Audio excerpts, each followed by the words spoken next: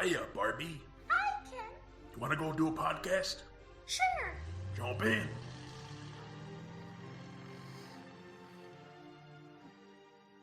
Ladies and gentlemen, cyborgs and exoskeletons, robots of all ages, and everyone else, welcome to Binging Barbie. I'm your host, John, and with me I have my co-host. He's going to a podcast with a toy robot dressed like a Portuguese prostitute. It's Jay. You know me. Anyway, this is a podcast about toy, media franchises, 2000s nostalgia, and whatever else we want to talk about. And this week we are here to talk about M3GAN 2.0. Spoiler warning for the entire movie. Alright, that's fun. Yeah, no, good job with the robot voice. Thank you. It's alright, I suppose. Yeah, no, that was very good. Very Portal. Yes, that's what I was going for. Oh, yeah, M3GAN. We talked about the first M3GAN, Yeah. 2 years ago? About 2 years ago. Yeah. The idea was doing it as kind of like an April Fool's joke, but actually doing the episode. Yeah. Yeah. It felt, I mean, this feels, especially the first movie feels adjacent to a lot of the stuff we talk about. Yeah, This it one was. less so. We still have kind of like the Barbie doll type stuff with M3GAN that's just kind of inherent as like a doll type character. But that's definitely to the sideline of this one. But yeah, this was released June 27, 2025, directed by Gerard Johnstone, who directed the first film. Written by Johnstone with story by him and Akela Cooper, who was the writer of the first film. Okay. Not coming back for the screenplay, but worked on the story. Then we Sure. have music by Chris Bacon, who composed the Netflix A Series of Unfortunate Events and Wednesday TV shows. Huh. Interesting. Yeah. Yeah. Well, why don't we get into the story? And I'm gonna have fun with this one this time, so. Alright. Several years after the first movie, an extraction mission goes south when Amelia, an experimental robot, goes rogue and kills the target. After the events of the last movie, Gemma has become an advocate for stricter regulations on technology and AI. She's partnered up both professionally and romantically with Christian, another anti-AI advocate. One night, FBI agents led by Colonel Sattler break into her home and try to bug her computer. They are fought off by Gemma's various smart devices, which turns out M3GAN survived and has been hiding out in Gemma's smart home, making her sure Katie is safe. M3GAN warns Gemma about the threat Amelia presents, and the two form an uneasy alliance to bring her down. M3GAN suspects Amelia is after the motherboard, an AI from the 60s that is being kept in a secret facility. And it turns out Christian used to work for the company, so M3GAN uses him as bait to lure Amelia. The two fight, but Amelia takes Katie. M3GAN, Gemma, and Christian come up with a plan to infiltrate the facility, but it is a trap. Turns out Christian has been controlling Amelia in an elaborate ploy to fulfill his goal of stronger tech restrictions. M3GAN is seemingly killed, and Christian has a clip installed in Gemma's brain to control her. Katie escapes the room she is being held in and resets Amelia in an attempt to turn her to their side. Amelia goes rogue and begins looking for the motherboard. Gemma wakes up from surgery and discovers that M3GAN installed her consciousness on the chip in Gemma's brain. The two of them team up and get M3GAN back in her body. Amelia kills Christian to stop her from using the motherboard to take control of the world. M3GAN sets off an EMP, killing her, Amelia, and the motherboard. The events of this movie cause world leaders to adopt some of Gemma's suggested policies. Gemma is typing a speech on her computer when M3GAN shows up, revealing she did not actually die. Oh boy. Oh, yeah. Yeah, the plot here is really M3GAN 2.0, Mission Impossible the Final Reckoning Part 3. Plus Terminator 2. Yeah, yeah, it's yeah. This is Yeah, definitely trying to do the Terminator 2 or Aliens thing of these are examples of started out as horror movie and specifically actually sci-fi horror franchises that then move more into the action side of things with the sequel. sure. I'm going to be honest, I don't think it works here. No, not as much. Especially since like the other film left things open for like a different storyline to take place where Yeah. this one decides to just go into completely other directions. Because you could say Alien and Terminator were both like standalone films to begin with, and then their sequels just added something different along to that story. Where here, they're like, all right, let's just continue the story but do something completely different. And it doesn't Yeah. always work. I also think that Megan just inherently makes for a bad Ethan Hunt. Sure, Like yeah. she's a very Chucky type character.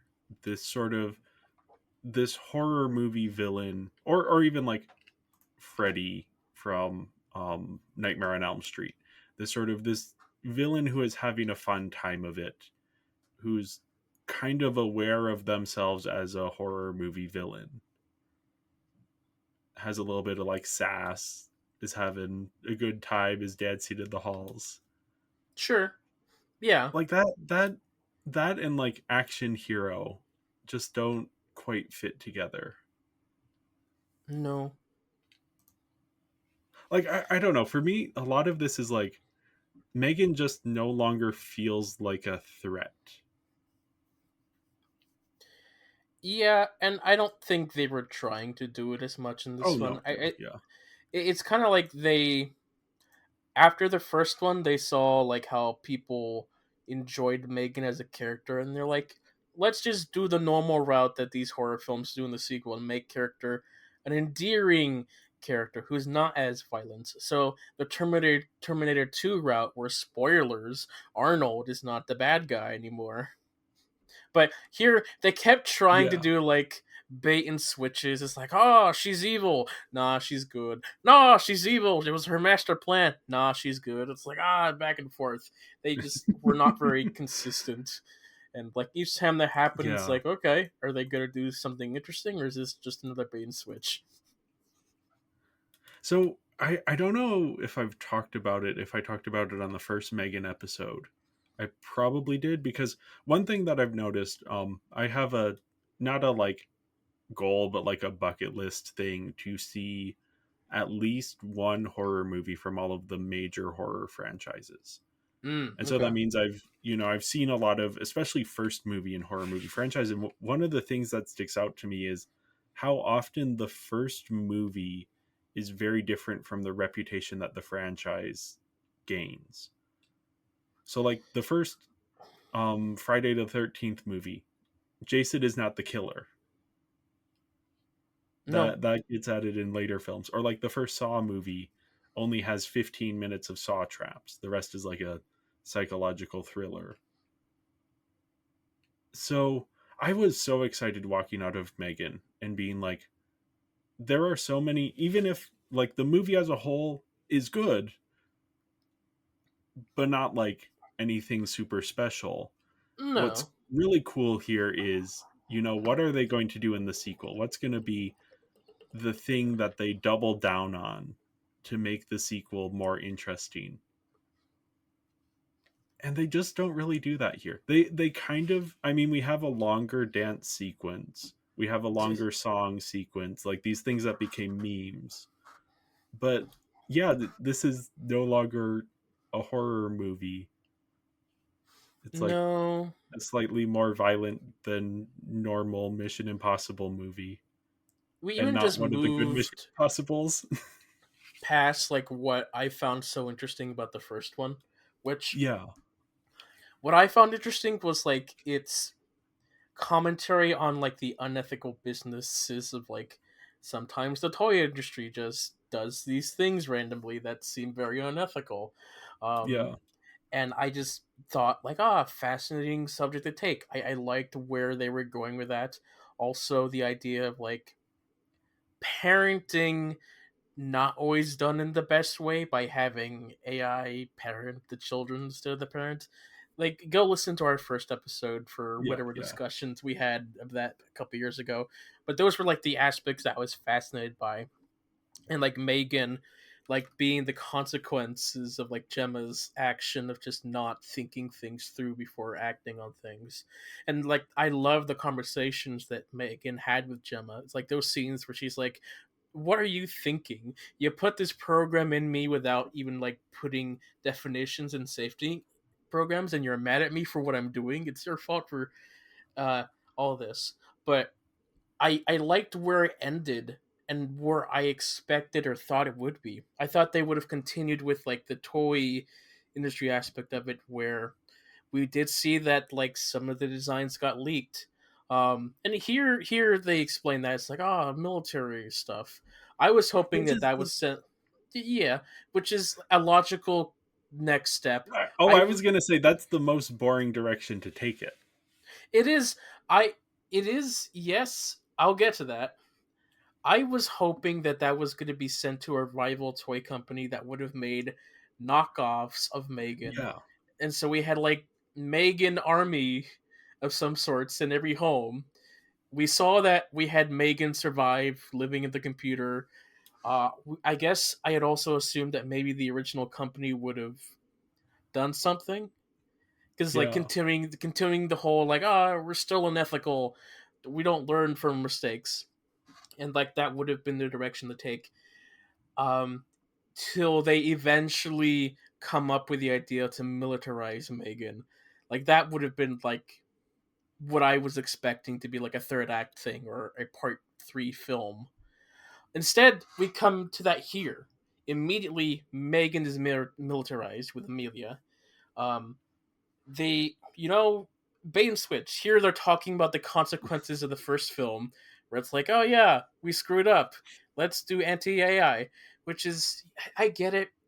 Right now there's so much AI and like the talk about it, but like that's not interesting. They're not commentating on it in an interesting way that No. hasn't And already been talked about.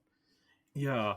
And it's all very like surface level stuff. Yeah, And like yeah, nothing I don't very know. It's just like specific to what we're even yeah. experiencing with AI, with like AI art and stuff. Nothing that we are really affected by. It's like it's generic AI, like the entity from Mission Yeah. Impossible, Yeah. No, essentially. it's I mean this is there's a review of this movie that I like on Letterboxd from critic Louis Peitzman, which is just Mission Impossible: The Final Reckoning, but with a distinctly pro the entity slant. Right. Yeah. But yeah, no, this is like, I mean, the thing is, I do not care about the geopolitics of the M3GAN world. No. I don't care about if the what the U.S. government is doing. I want to see M3GAN, you know, dance ominously down a hallway and sing a pop song in the creepiest way possible, and Yeah. kill some people in creative and interesting ways. I don't want her to be like sneaking into secret facilities and doing Trying to save the espionage. world. Yeah, Yeah. no, that's yeah, We it's we just so we went from like low key, just this glitch in his robot, just letting it kill people, to like, M3GAN, we're now spies and superheroes trying to save the yeah. world from like a Yeah, this is world-ending threat. Like their the way M3GAN things is a escalated superhero. just so M3GAN is quickly. like she does the superhero landing. Yeah. Why is imagine if Friday the 13th, or no, not Friday. Imagine if Nightmare on Elm Street 2,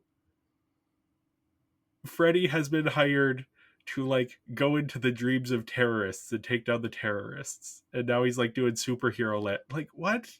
No, that's not. I, Yeah, I know it, some it people really like this movie, and I just can't see it. This I just isn't what I find interesting about Megan. I find it wild that this is currently rated higher than Megan 1 is on I Letterboxd. think I think part of it is fewer people have seen it, That is correct. I mean, like the box office numbers for this thing are not good, and it's cheap enough that it'll probably eventually make a profit, Mm-hmm. but the drop off has been steep, and it seems to be the thing of like the people who showed up generally like it, but the people who are showing up are the people who care strongly about it, about like Sure. Megan as a character and as a concept, versus like I think the first Megan, a lot of what it did really well was get, more casual audiences interested, and just be like, Mm-hmm. be a meme, be a bit of a TikTok thing, but also like I don't know, there's I guess we could talk about it here. I think I had it further down, but what makes the fireworks, I think that's the name of the song from the first movie, when Megan is singing it to Katie, what makes that scene so fascinating and so interesting and engaging and creepy is that there's this threat of danger because we know that Megan has killed before and will kill again. And just the way that it's framed and the way that she's singing it to Katie is just like, yeah, just like gets under your skin in this really fun, because it's like a fun pop song. It just like completely recontextualizes it. They try and do this again here, but it is now Megan is singing like to Gemma, like For sincerely. comedic sincerity, I don't Yeah, know. yeah. No, it's played completely different, and so where in the first one it was like, oh, this like incredible sequence of tension. Here it's just like, oh, she's singing, I guess. Yeah, yeah. I mean, we could feel the song coming on. It's like I could Yeah, tell, like the vibes are changing. I'm hearing yeah, some music coming on. It's like, oh, is now the time for her to sing? How weird! And then she sings, and she sings for a while. Um, yeah. It goes on yeah, the joke for is a long funny time. for a bit, but like it just kept going. It was like, all right, well, Yeah, and that's like that too with like the dance sequence, because the dance sequence is from a technical perspective very good, sure. but it doesn't land because we're not getting, Gemma is chasing someone down and decides to do like a little dance in the hallway. We are getting, she's doing like a full on dance sequence in the middle of this like heist action scene, Mm-hmm. and Yeah. like communicating with people at a, like, again, you take away the threat and Megan is suddenly so much less interesting of a character. Like there's no sense, again, there's no sense of danger. I don't know, it's unfortunate. Yeah. Yeah, and like this is also more on like say the character sides, but like her switching with the emotional relationships between like the characters where Yeah, they kind of like decide to retcon the ending of the last one because there she like deleted her pairing with Katie so that she could be her own primary user, and like we start yeah. with this one, it's like, oh yeah, I'm not allowed to kill Katie. You put that in me. It's like, what? I thought you got rid of that. Anyway, it's whatever, you know. I To be honest, I had completely forgotten that plot point, so I'm glad you brought that up. Because yeah, I have not seen it since we watched it for the podcast. Sure. So I think I we were really, maybe hoping people would, yeah, yeah. I mean, I did say I didn't want Megan to lose that pairing with Katie because I thought like yeah, that added so much to her motivation, which continued here. It's just like a small bit of like, all right, well they shoved that off, but whatever. yeah. Um, It it is really good motivation in that relationship. I have a pitch for what I would have wanted this to be, which I'll get into later. Um, sure. but yeah, that relationship is interesting. It's probably the most interesting of the three sort of central relationships in this movie. Because Hmm. Gemma and Katie are kind of just doing the thing they did in the last movie, but slightly less intense. And then we get like Gemma and Megan being like allies. I don't know, it isn't interesting to me. I don't care about Gemma as a character. Yeah, I see. The Gemma and Megan stuff. I like it at its best when like they're talking about morality and talking about Yeah. like the ethical problems of like doing what they're doing. But one, I don't know. One, Yeah. yeah. Once it just becomes like they're partners in this superhero team, and like no one's Megan's not even manipulating the other one anymore. It's Yeah. just like, Yeah. oh, that's yeah, it's not as interesting. Yeah, so my sequel pitch to this, because I think Gemma's arc is kind of done by the end of the first movie. She has realized the error of her ways. I don't think she needs to be back here beyond like maybe a cameo. Um, so my idea for a sequel was, if you're not gonna go like the rival toy company route, what if it's like Katie goes to like a summer camp, like a robotics type summer camp, and is, people know her as the Megan girl, so she's kind of shunned and bullied. And then like Megan somehow comes back because this is a robotics camp, so maybe Katie builds something and accidentally lets Megan in or something. And then you get like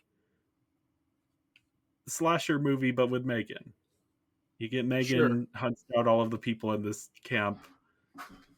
You have some fun kills. Mm-hmm. Just like straight down the middle. You don't need to do any of this geopolitics stuff. You don't have to worry. You could have Gemma shows up at the beginning to like send Katie away to camp, and then like shows up at the end to be like, Katie, what happened here? Oh no, it was Megan. And then Katie Sure. has to like final girl to like survive and stop Megan. You could get like a bunch of young actors to act like brats and have Megan like that is my pitch of like, the studio has come to me and is like, okay, we want you to make Megan 2.0 and make it like the type of thing that people who like the first movie are going to enjoy. My other pitch would be, what if that, but then at the end it's revealed that Katie has actually been manipulating, or like manipulating circumstances. So she is actually the one who is getting Megan to kill these kids, as like a Christine or Little Shop of Horrors thing of like, she she isn't the murderer technically, but she is using the murderer as her like personal thing. Sure. Because then you get into, because that is a relationship that's really interesting of between Megan and Katie, of they have this like genuine attachment to each other, and like you can see Katie doesn't know how to feel about Megan. So I feel like leaning into that makes it more interesting than, hey, let's do a Mission Impossible, but Yeah. with I a killer robot. I do think like it would just be more interesting if they continued the route of like Megan constantly wanting to protect and just be with Yeah, Katie, but not understanding the morality of her actions or just how to do things normally. And so that yeah, creates the conflict. And there's like a tiny little bit of that. Like, ah, Megan creates this basement for all of them to live in. But they don't go far into that. And then she just kind of like talks normally and it's like, ah, I want to be friends with you, Katie. Build me a yeah. body. Now I kind of wonder, because so the trailer has certain lines that hint at a very different plot to this. Yeah. I wonder if this was reshot, or if this looked different when it was in development versus the thing that we are seeing now. I don't really have anything that would make me think that. But I do wonder if how much time they spent trying to figure out what plot to go with. And then it's just kind of weird that they ended up with this. Yeah, I mean the trailer stuff could just be misdirect to like make Yeah. you think it's gonna be more of M3GAN, but then it's not. Kind of like the the Terminator 2 trailer, um, making you still think that Arnold is the villain and the Yeah. other villain is the good guy. So the switcheroo happens. I'd never watched any trailer for this film, so I can't tell you anything. I went in Yeah. It blindish. I had only seen the trailer I think once before I saw this. So I didn't have strong expectations. But I was aware of like, oh, there's going to be some kind of shift into more action stuff. And yeah, just I don't know. You haven't seen the Riddick movies, have you? I am not new. Okay. Are you how familiar are you with them?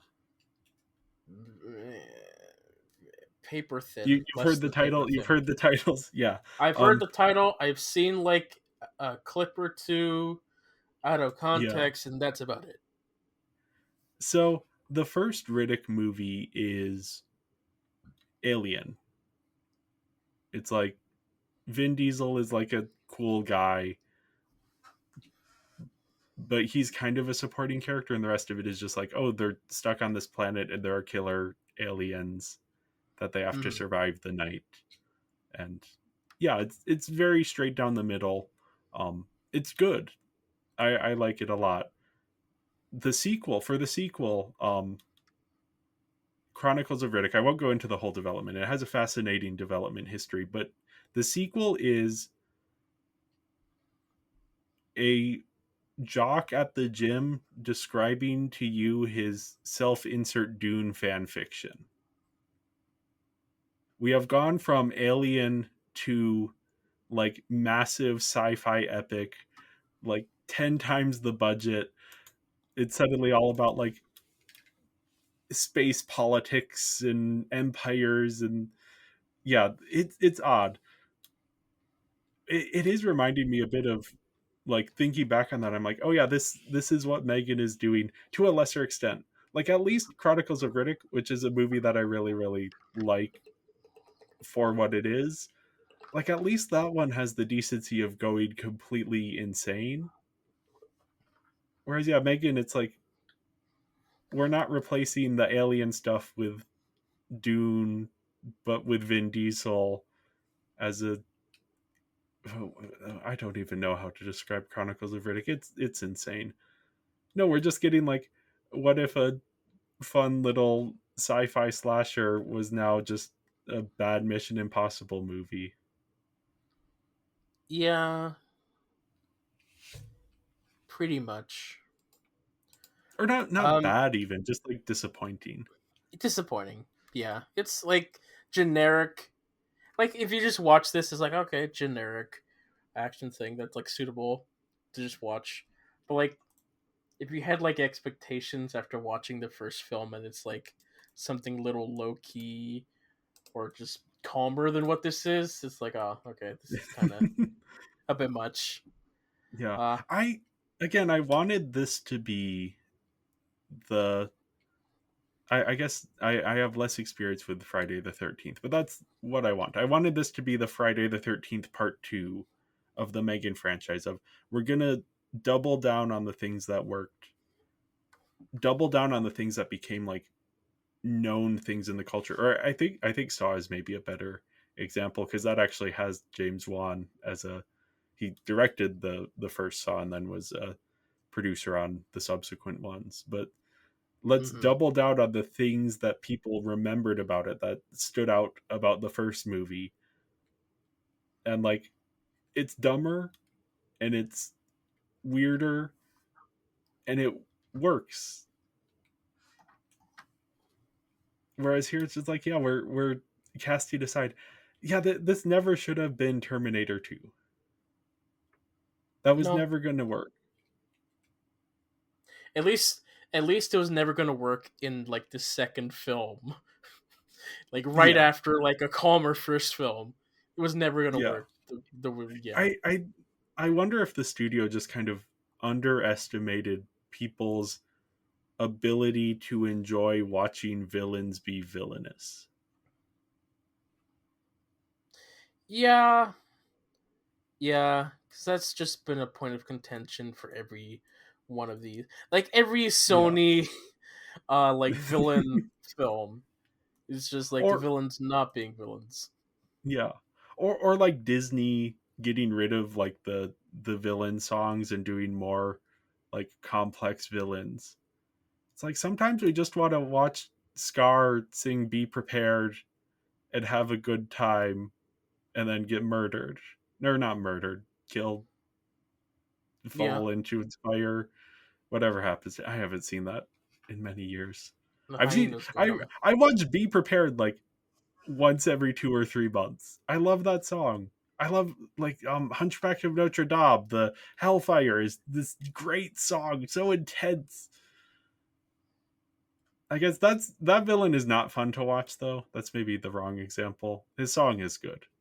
Ursula, No, she's fun to watch. She gets sure. real big. Yeah. Why can't we just have Megan be the slasher villain? Why does she need to be Ethan Hunt? Yeah, yeah, pretty much. Yeah, I give the I story a. Oh, I'm gonna drop that. Oh no, that's your score. Never mind. I gave it a 1.5 out of 5. I thought your score was my score, and I was like, well, that's not accurate because it wasn't. yeah, I gave it a 2. I had such high hopes for this after watching the first one that this wasn't it. Yeah, yeah. um, yeah, pretty much. Well, yeah. Onto the characters. Speaking of Megan. Megan, So I was reading your letterbox review before we started recording, and the last sentence of your review, I was like, oh, that sounds familiar. The last sentence of your review is, and Megan continues to be an entertaining character. So I just popped over to my review, and then that one I had in the last sentence of mine, Megan remains an entertaining character to watch. So we were on the exact same wavelength there. yeah, pretty much. Yeah, it's We true. just yeah, no, she is fun. Like Yeah. the scene where she like okay, her as like a toy robot is just kind of very funny that Gemma has Hmm. to like lug around to different but then when they're in the car and she like hacks into the car and is talking to them through the car, that scene is fun. That's where she says the iconic line, hold on to your vaginas. Good Ooh, line. It's very funny. They use it in the trailer because it's a good line. I don't know. I'm not I the think audience for that line. yeah, no, Yeah. it's just like it's fun to see her in that mode. And she's just I mean, she's an icon. We talked or we've both seen. I showed you the SNL Megan 2.0 video from when the first one came out. And Yep. that continues to me to be like one of the most accurate depictions of like how people feel about Megan. Like people just like that people like serial killer Megan. Why does she need to be an action hero? I don't get it. Right. Yeah. When she does all these morally questionably, I don't know, whatever things that she Yeah. does for the sake of protecting Katie, you know, Yeah. like that's And interesting. yeah. I think it's to the detriment of this movie that it focuses a bit too much on Megan action hero saving the world. Like the ending of this just feels compared to the last one where Megan the hint that Megan has survived is like this thing of oh no, things are going to go bad again. Here when she shows up at the end it's supposed to be like, "Oh, look, it's Megan. She survived," which we all saw coming. Right. Yeah. when the film first started and Amelia started the turn, I was like, oh, is that Megan? Did she take over that robot body? Is this the direction we're gonna go? She's gonna like go on a revenge trip, but no, they went somewhere else. And it's like, okay, well, that's all right, I guess. Yeah. Yeah, Yeah. Yeah. yeah, yeah. No, Gemma is kind of the protagonist here. I've already said this. I don't think she needed to come back for this one. Like, I No, have nothing against her character, but she doesn't have anything interesting going on beyond just like a kind of repeat of the first movie. yeah. Here she's just like she's course correcting from her mistakes from the first film, where Yeah. instead of just leaving Katie to her devices, now Katie cannot have devices and just forces her to play soccer, which soccer's a good sport, but you know, Katie wants her Yeah. devices. I think I I am think what surprised that Katie's photo tablet never came up again. It was just yeah, that's true. yeah, That it yeah. Yeah, because they just seed this, that so early. such a random thing to put in to just Yeah. not use. Anyway, It's okay, so the smart house sequence, which I really like that. So, John, I think you know of this. I have a pitch for a Home Alone sequel that's titled Home and then a comma alone. And instead of, a kid being left home alone on the holidays, it is a smart house that has been left home alone for the holidays. So you get a whole bunch of like smart home hijinks as the so when the smart home is attacking the FBI agents, I'm like, oh yeah, this is what I'm talking about. The Roomba's tripping someone and the drawer is automatic. Do they have who who is buying for their smart home drawers that you can open with your phone? You can just pull the drawer. It's not even like I'm not turning on my AC so that the house is cold when I get home. It's a drawer. I guess that's the quote unquote commentary that they're going with here, Yeah. but Yeah. they I that would wasn't the not be focus. surprised. I would not be surprised. I just saw somewhere a someone had posted a video of a microwave that's a smart microwave.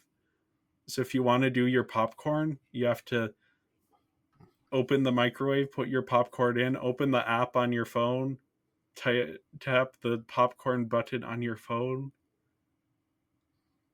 I get yeah. Don't get pro tip for people listening, don't get smart devices in your home because those are very easy to hack. Those are like a weak point in the network. Mhm. You don't need a washing machine that sends you a notification when it's done. In what situation would you be in where you need to know that your wash is done but aren't in your house At that point, where you what's can the just point? hear that it's done? Yeah.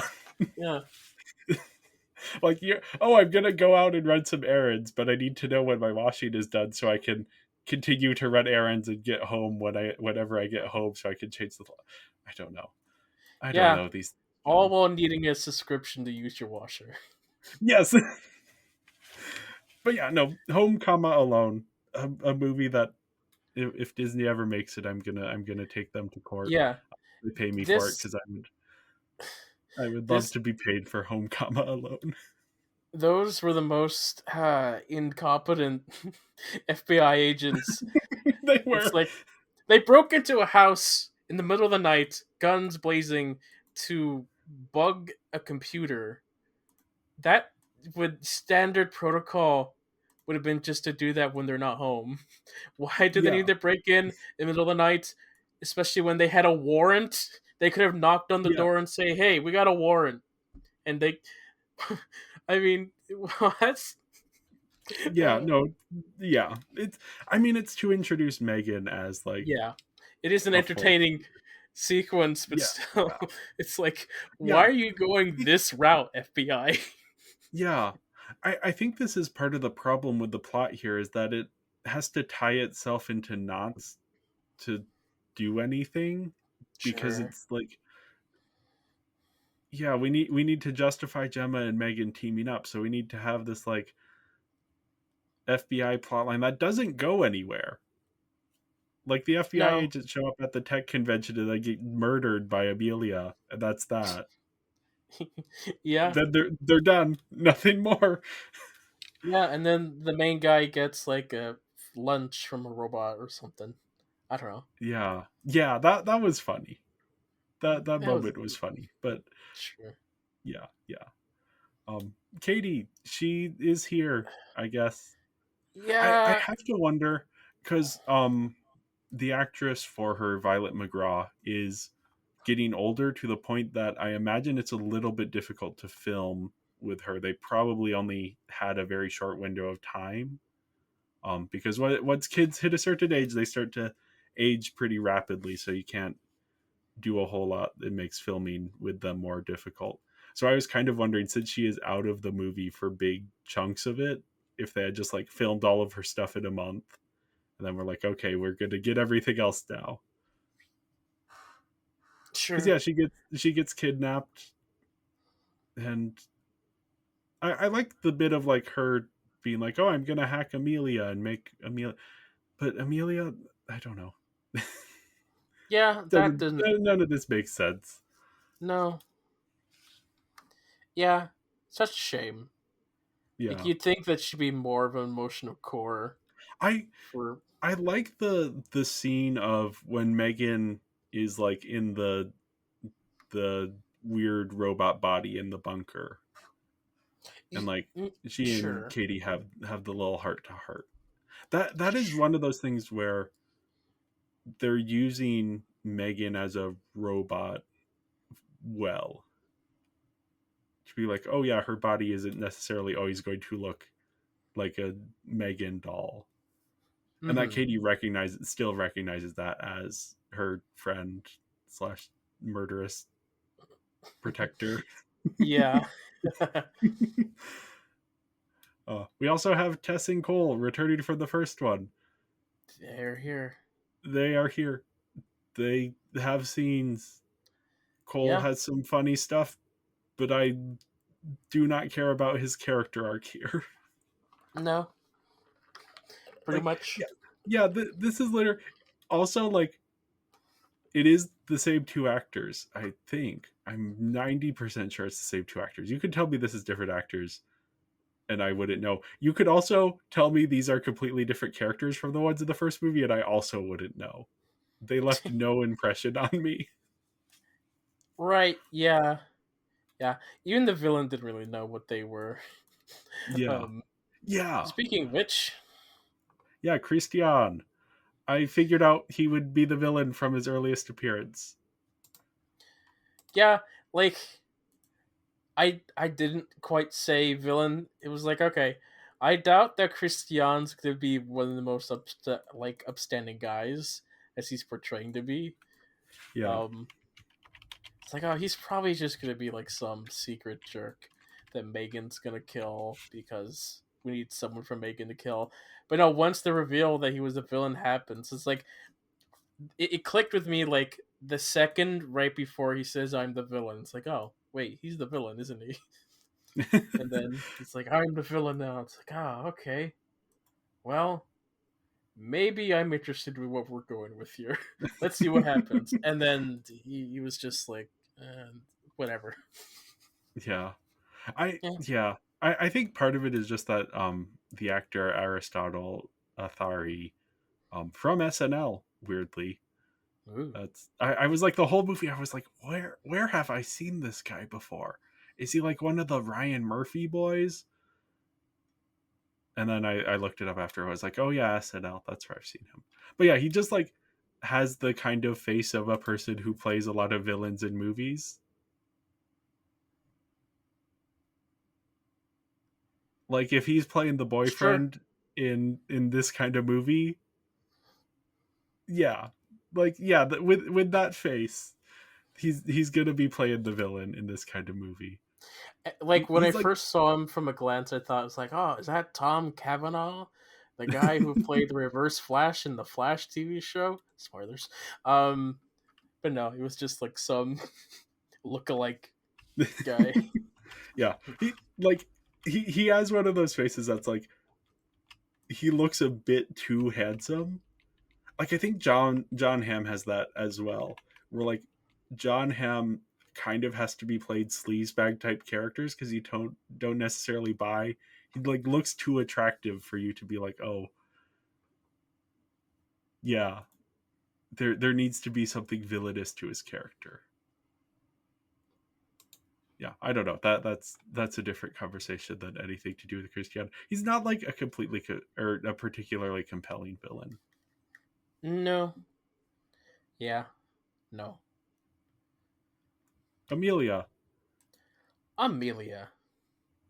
I like her in one specific chunk of the movie, which is when she's being sexy murderbot at the party, Yeah. because that's just like such a good. I mean, that's like a very stereotypical like story thing, but Sure. that's just like a very fun thing to see play out. Yeah, the way the actress plays that scene is just so entertaining because it's Yeah, just like yeah, all she's doing is just staring straight, and the yes, other guy's just yeah. doing all the work. Yeah, no, it's like, and you see like the calculations. You go into her vision, and as it's like the algorithm is calculating how to best get what she wants from this, and it's like, oh yeah, need to pretend to be a complete airhead, and like when she slaps him just out of nowhere, and he is like, oh, this is interesting. Right? Yeah. It's like, yeah, that's the kind of stuff. That's what I want from a M3GAN 2.0, right? I want that type of scene of like M3GAN or another robot getting like coming up with this plan and like yeah, getting like getting one up on people who are kind of scumbags. Yeah. Essentially. Not whatever we got here. Yeah. Yeah, because once the reveal twist with Christian happens, she's not as interesting. She's And just yeah. there. Okay, you know what we need to talk about that we haven't talked about? The motherboard.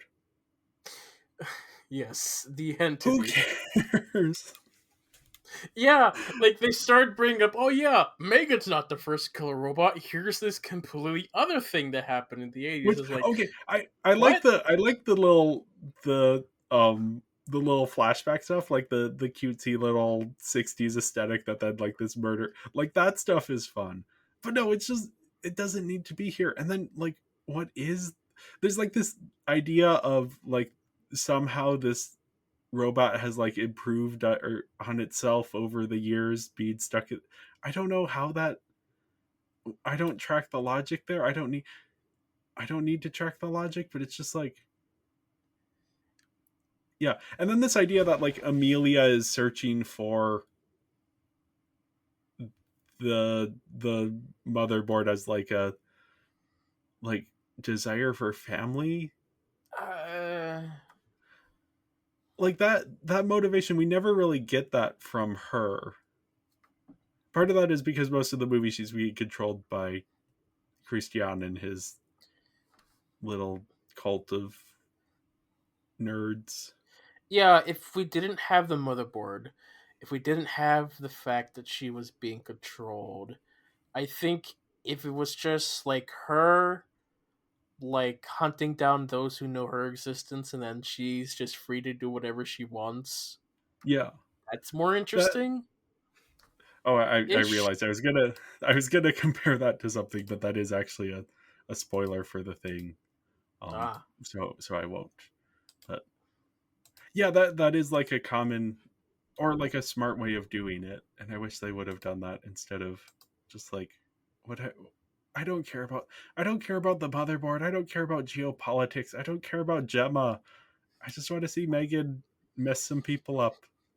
Yeah. Yeah. Pretty much.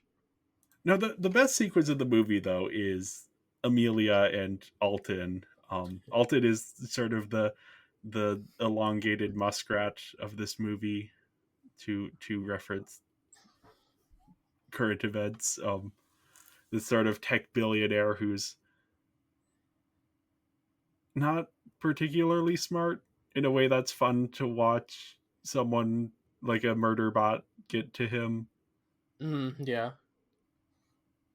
Like, yeah, the whole like sequence of this big party that he's putting on, and then this thingy, like he goes off to the side room with Amelia and is like showing her all of the cool stuff he can do with his tech, and like doesn't realize, but he is actually like showing her exactly everything she wants to see so she can Let take me him out. illegally shut down all the power in this entire city Yeah. thing. uh, yeah, it's just like, and a lot of this is the performance, which we'll get to soon. Sure. But yeah, no, Yeah. I was just having so much fun. And then like she rips off his like spinal implant thing, and then that's it. It's like, oh, I wish we had gotten more of him because he was fun.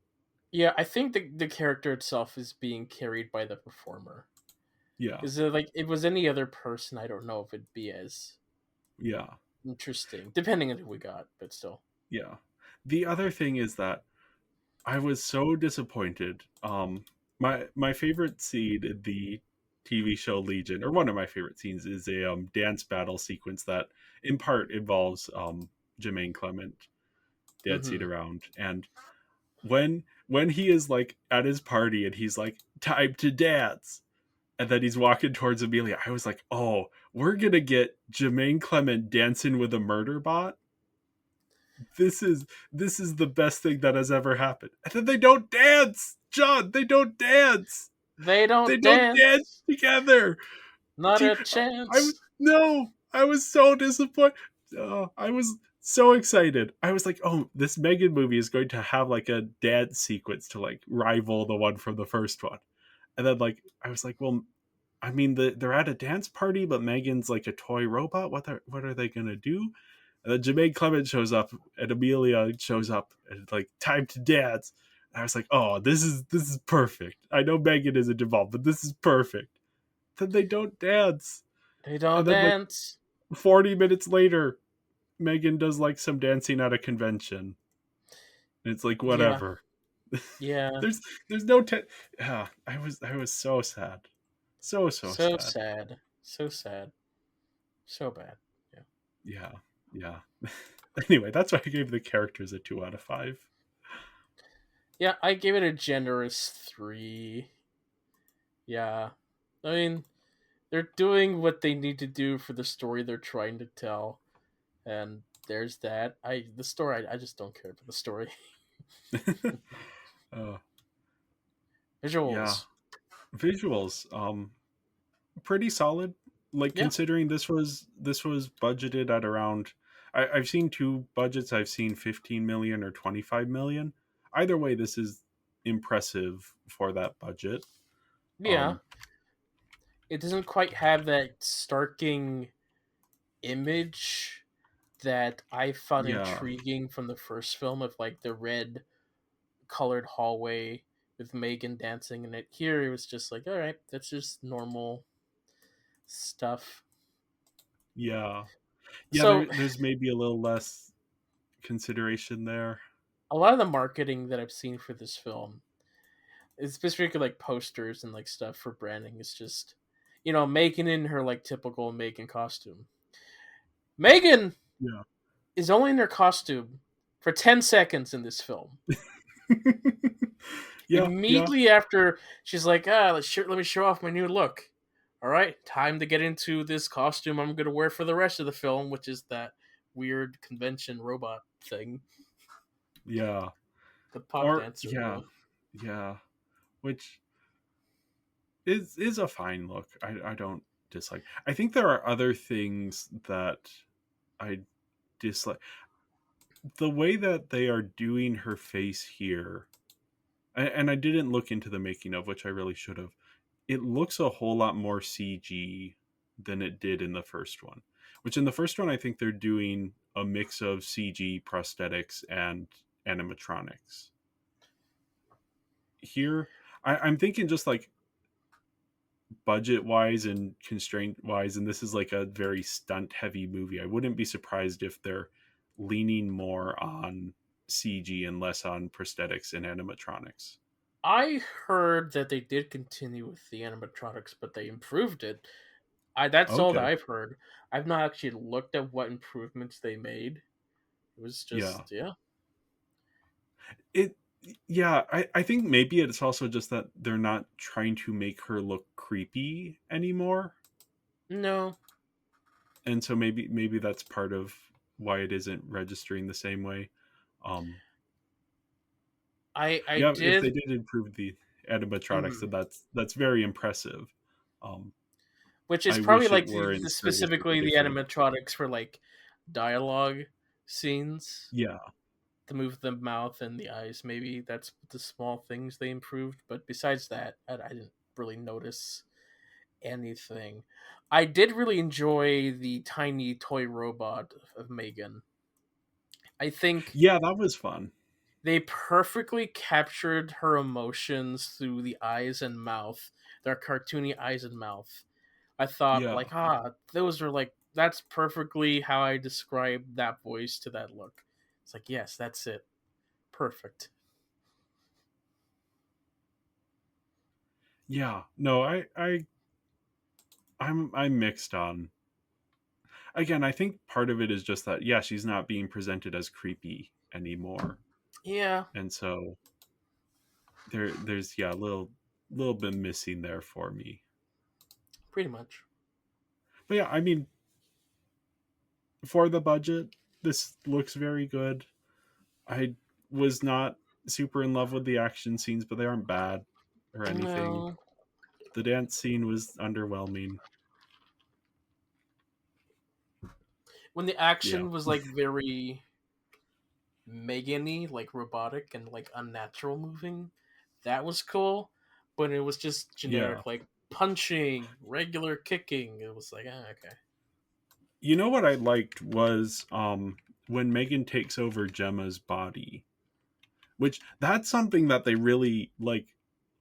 If they had gotten more into that, I assume you haven't seen it, but have you heard of the film Upgrade from 2018? Um, I I might have I heard don't know if you things would about it. recognize the title. Yeah, it's directed by Hmm. Lee Wanell, who is actually a co-writer on the original Saw and worked extensively with James Wan, and they've like continued to work together. But yeah, Upgrade is Logan Marshall Green plays this guy who gets like paralyzed, and he gets this robotic implant to help him walk, and then the robotic implant can kind of take over his body and help him walk, or like later on in the film do fight scenes as he's like looking for revenge. And the way the fight scenes are shot is with the camera like following the character, and yeah, it just like it's a very cool effect that's also like done for very cheap, where the camera is just like following his movements. There's the shot that is sort of most well known is the character is lying on the floor and then like pushes himself off the floor, and the camera follows it, like tilts as he's pushing off the floor. um Very good film. Similar ideas to this, like has some similar moments to Megan, but is Hmm. doing that much better. Yeah, so I'm watching the scenes of Megan controlling Gemma, and I'm remembering just how much fun Upgrade was, and Logan Marshall Green doing these like very impressive stunts while also like acting as this guy who is like the bottom, everything beneath his head is being controlled by a robot that is like murdering people, and his head is not very, is like a little traumatized by this, so his reactions, his facial reactions to everything are very fun. um yeah, I wanted more of that energy here. Sure. Yeah. So like kind of like the Jackie Chan energy of like how he fights Yeah, accidentally in a lot of ways. Like well, yeah, this is like I can I'll send you the um thing, the trailer, just at the moment that I'm thinking of. But yeah, just having more interesting action, and they have just like little bits and pieces here. But like, yeah, James Wan is involved in the creation of this film, and he's um, friends and often creative partner with Lee Wanell. So yeah, I wish we had seen more of that energy in this one. Mm-hmm. And obviously that's like, it's tough to coordinate all of the different things, but they were able, I think upgrade cost like 3 million or something. Okay, So I've seen this significantly trailer less money. before, so Okay, yeah, yeah. yeah. Anyway, that is also a Blumhouse release, so Hmm. connections. That would Connections. I would watch M3GAN versus Upgrade. I would watch M3GAN versus, they need a M3GAN versus movie. The one I want most is M3GAN versus Abigail, the vampire ballerina from last year. Hmm. But M3GAN versus Upgrade, M3GAN versus the Nun, I don't care. Give me a M3GAN versus movie. Just like a M3GAN versus movie with like all like the doll villains in cinema Yeah. history. So it's just a battle royale of these dolls, and then they're just uh, child-sized M3GAN. It's just like, I mean, yep. I like the idea of M3GAN versus Annabelle, just because the whole thing with Annabelle is that you never see the doll move. The doll is Ah, always moving off camera. So I'm just trying to, like, I can't conceptualize what that would look like. it would look like M3GAN just stomp kicking Annabelle the entire time. Yeah, us basically. cut us cutting away to a I mean, different fight, cutting back with like M3GAN in pain. It's like, you got me this time. yeah. I think also the thing with Annabelle is like she doesn't do anything, just like bad things happen around her. But I think I don't Sure. know. I've only seen one of the Annabelle movies. I think Mm. I yeah. This has nothing to do with anything, but it was very funny when um the third Annabelle movie and the third Spider-Man Tom Holland movie were in theaters at the same time, and the Annabelle movie was Annabelle Comes Home. Spider-Man was Spider-Man No Way Home. As like Annabelle has invaded Peter Parker's house and now Peter Parker's not going back. I guess. They're like, "Hey Peter, hey Spider-Man, why aren't you going home?" And he's like, "Annabelle's there. I'm not going home." Sure. Yeah. Oh, when we do our Annabelle series, we'll have to talk more about it. I'm When sure. they Yeah. release Annabelle versus M3GAN, Uh-huh. Yeah. M3GAN versus the Nun. We need more versus horror movies. What are all of these companies doing? Not We need doing it. another. Yeah, we Yeah. need the More Menu Alien versus versus. Predator. More of that. Yeah, just any versus. I don't care. I don't care who it is. I don't care how little Batman sense it versus makes. Superman. No, that doesn't count. That's not a horror movie versus. Zack Snyder's Dawn of the Dead or what, Day of the Dead or whatever his thing versus I don't know, M3GAN. M3GAN versus vampires. Me. M3GAN, Vampire Hunter. Yes, yes, and then we could get Abigail in there. Yeah. Throw in Abraham Lincoln. Why not? M3GAN versus Abraham Lincoln. Vampire Hunter. Vampire hunters. Oh, Anyway. anything. Give me any versus movie. Yeah, we'll Yeah, see. I gave the visuals a 4 out of 5. I'm gonna drop that down to a 3.5. I was not that impressed. Sure. I give it a 3.5. Onto the performances. Performances. Allison Williams. She's a good actress. She's good as Gemma. Yeah. My Yeah. problems are with the character, not with her. Pretty much. Yeah. Yeah. Nothing to I say think there. Amy Donald and Jenna Davis as the body and voice of M3GAN, respectively, they're both doing good work again here. Yeah. Although I feel like Megan doesn't really get a whole lot to do to show off her physicality. Because the first one I think she was does. like I think she does. It she just doesn't land. right, right. Like, Because like the first one like frames the entire scene on that physicality of like her yeah, yeah, running or like standing up or like dancing. Where here they have like those moments, but they're quick and they're not really the focus, or they're not really that yeah. Because interesting like shot. thinking of it, there are like action sequences that must have been very, very difficult to film, Hmm. and like dance sequences. But yeah, just they don't have the same impact. Yeah, the stuff in the first one, her running across the ground, I think partially because it is presented as scary and partially because of how it is framed, it just feels more impressive than the big action scenes where Megan is like fighting other people and throwing them around, and which is like objectively more impressive. Like objectively this is a more impressive movie on a technical level than the first Yeah, one, but it doesn't feel that way. it's not as memorable. The moments don't Yeah, land as much as the first one, but anyway, like yeah, they continue to do fantastic in the role. So yeah. I also think Ivana Sakno plays Amelia. yes, Really good yeah, casting. Like she is playing a robot without any prosthetics, or I mean they might be using some slight CGI, but not anything apparent. But she does a very good job just selling that she is a robot. yeah, the entire time I was watching her, I was like, I feel like I should know who this is. And then I look at the credits. It's like, oh wait, yeah, she played a character in the Ahsoka TV show that Oh yeah, yeah. like I was like, uh,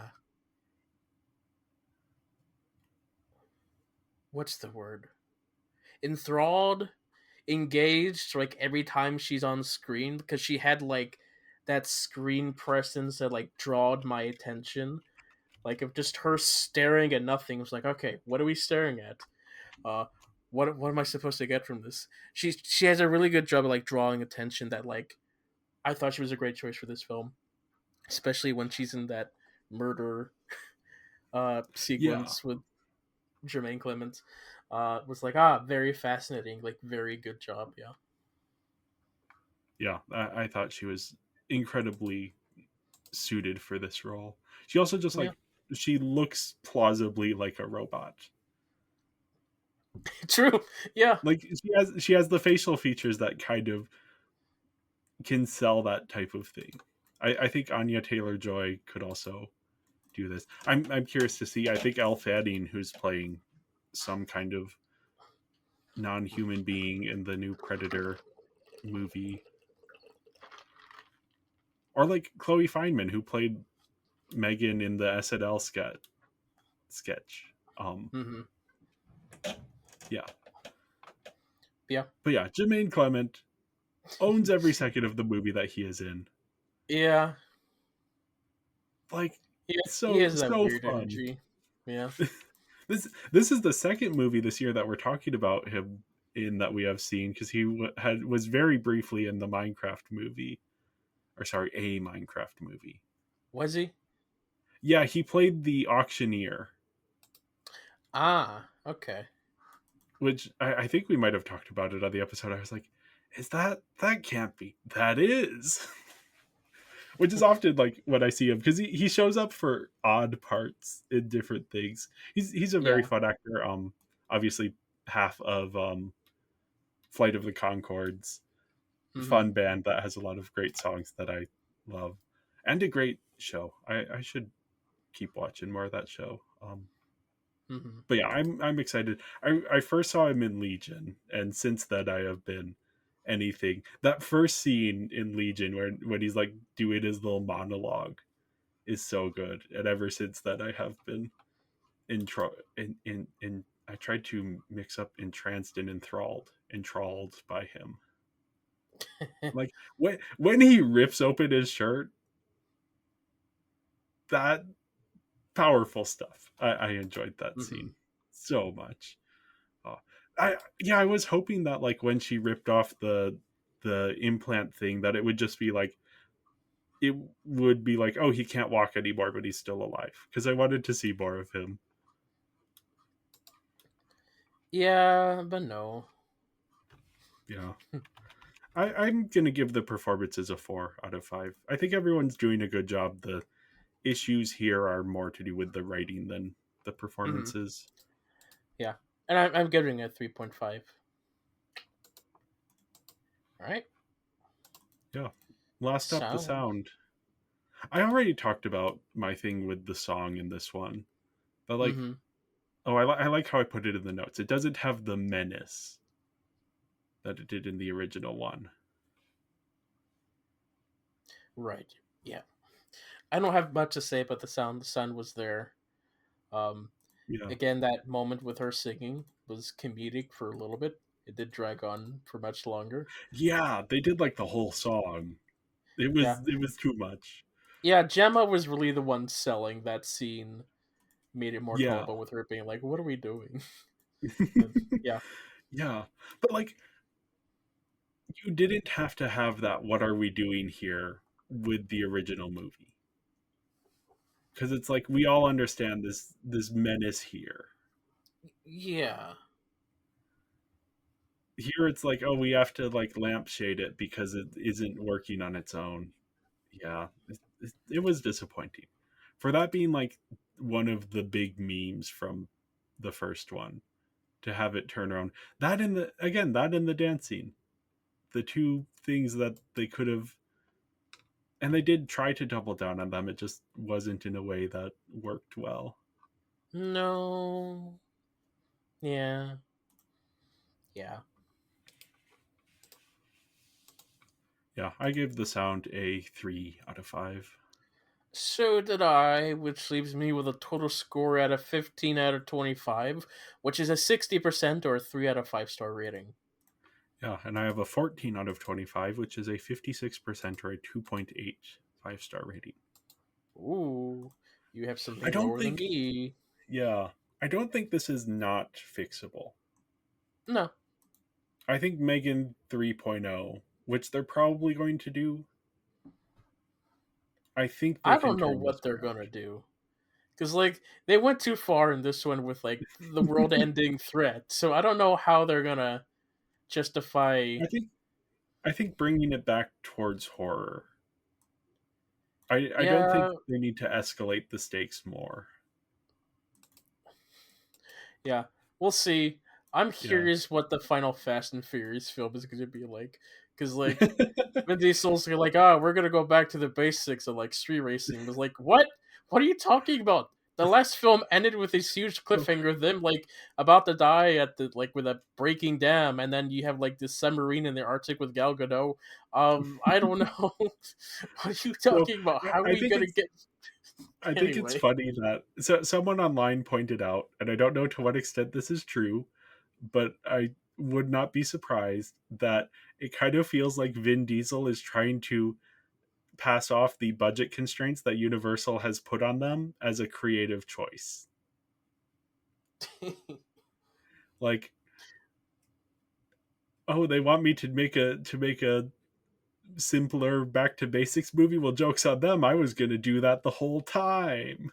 Sure. Yeah. Yeah. I think M3GAN is more suited for it because this one has not been rapturously received. No.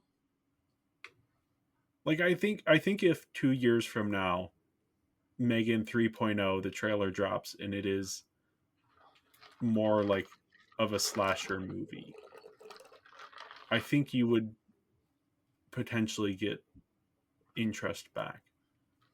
Though it is also, I mean, they did kind of fumble it here, right? What? They had this character who was a meme. They tried to strike while the iron was hot, but they missed the anvil. Here's what they're gonna do. They're gonna go with the Taken route, where Katie gets kidnapped and M3GAN has to track her down and save her. As long as she's killing people in creative ways.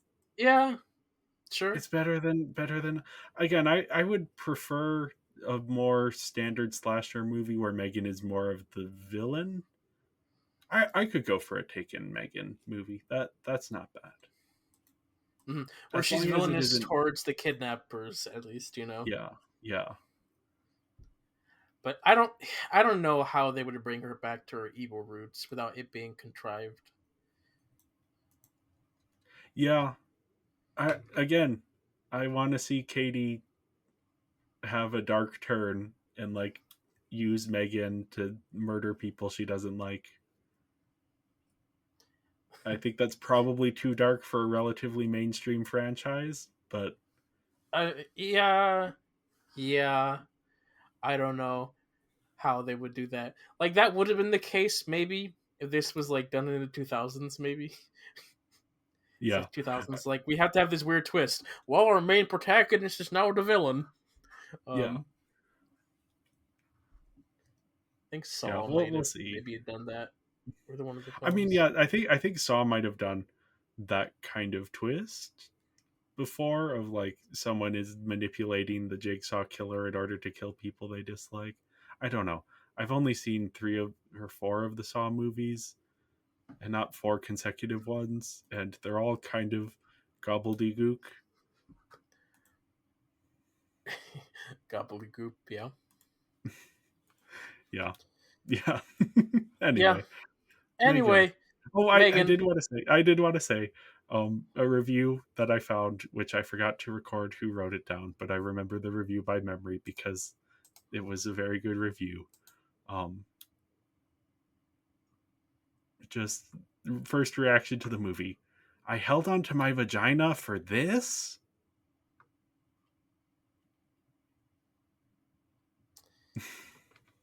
John, you are unimpressed. I am. Yeah. Unimpressed. I guess you didn't watch the trailers. I did I thought not. it was funny. I thought it No. was funny. Okay. I don't care for that type of humor. So anyway. With that, thank you everyone for listening, and make sure to follow us on social media. We're Binging Barbie Podcast on Instagram and Tumblr, Binging Barbie on Blue Sky and Serialized, and Binging Barbie Movie Podcast on Letterboxd. And if you enjoyed this episode, make sure to leave a 5-star review and go to our Patreon at patreon.com/Binging Barbie Podcast. And we will be back next week to begin our series on the films of Laika. And Yeah. until then, I'm just getting started. Hi, Bye, Megan. Megan.